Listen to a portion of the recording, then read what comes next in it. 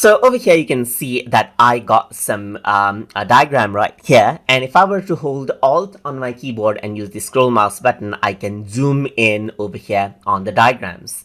So when we zoom in and when we go around over here and then let's say access different parts of the diagram, we don't see everything all at once when we zoom in. So in order to see everything all at once while you're zooming in as well, you can utilize something called an outline.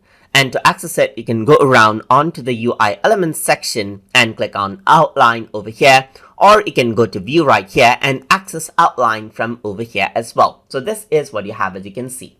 So here, what you can do is for the zoomed in content, you can click and drag around and see different parts right here, just like this. So that is what you have. You can also hold Alt and then let's say zoom out and see like the portion that you're seeing over here on the main area. If I were to zoom in very much, then this is what you have, as you can see, and these are the outlines right here. You can go around, click and drag this around over here, and that is what you have. You can go around and then zoom out and zoom in right here and work around with it just like this. So you can go around and resize out the outline over here to make it small or to make it large over here just like this. And you can minimize it or expand this over here just like this as well.